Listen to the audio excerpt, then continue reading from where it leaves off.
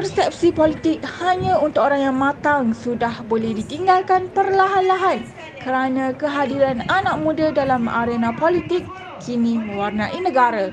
Justru kita cuba lihat situasi semasa negara dan mendengar sendiri suara mereka berkenaan perkembangan politik tanah air. Pada pandangan saya lah, senario politik Malaysia amat kocak-kacir, yang mana kita tak dapat satu parti yang betul-betul memaknai maksud kerajaan itu, iaitu memimpin negara untuk menjadi Malaysia yang jauh lebih baik pada masa akan datang. Bagi pendapat saya, politik sekarang ni memang banyak masalah yang kita memang nampak sendiri. So daripada itu, kita kalau boleh sebagai rakyat Malaysia, kita perlu adakan inisiatif sendiri. Kita perlukan kerajaan untuk bantu kita menuju satu arah yang lebih maju supaya memudahkan masyarakat dan juga rakyat Malaysia. Bagi pendapat saya, politik Malaysia sekarang lebih melibatkan penyebatan anak muda. Kalau untuk politik sekarang, saya lebih pentingkan kepada stability lah. Tapi stability ni pun bersifat sangat-sangat subjektif.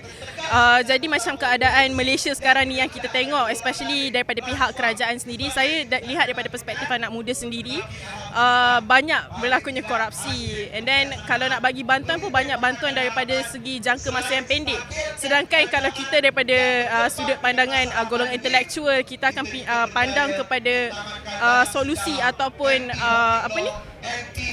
solusi lah dalam jangka masa yang panjang, macam mana kita nak tingkatkan ataupun stabilkan kos hari hidup kita. Itu as anak muda punya pandangan lah. Pendapat saya tentang keadaan politik sekarang dan lebih politik sekarang, dari perspektif anak muda, politik di negara ini menggambarkan politik yang agak tidak stabil, yang masih mementingkan perebutan kuasa, yang masih mementingkan tentang siapa yang lebih berkuasa walaupun di antara parti yang sama.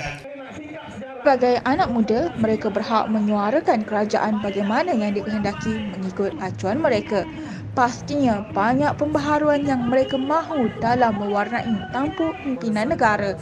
Jadi kerajaan bagaimana yang mereka mahukan?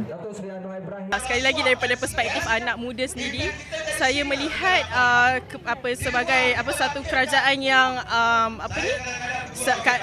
government yang sempurna tu, dia mampu berikan benefit yang paling banyak kepada anak muda sendirilah. Jadi kerajaan yang akan datang ini pastilah kerajaan yang stabil, yang tidak berbolak-balik, yang kuat, yang cukup formidable, yang cukup kekuatannya bagi kita stabilkan ekonomi rakyat dan kembalikan balik kesenangan bagi rakyat Malaysia keutamannya. Kerajaan yang saya impikan adalah kerajaan yang seimbang. Bukan keseluruhannya datang daripada satu latar belakang, satu bangsa ataupun satu agama. Dia adalah satu kerajaan yang seimbang dari segi umur, latar belakang dan juga penlibatan politik atau tidak. Ya, saya juga berpendapat bahawa kerajaan itu perlu dibentuk daripada kalangan bukan saja ahli politik, malah ahli politik yang mempunyai latar belakang akademik yang sesuai dengan profil yang mereka pegang. Pada pendapat saya perlukan kerajaan yang betul-betul neutral, nombor satu. Nombor dua, berprinsip membantu rakyat, mengutamakan rakyat. Jika kementerian tu setiap kementerian mesti mengutamakan kepentingan rakyat dan juga kepentingan negara.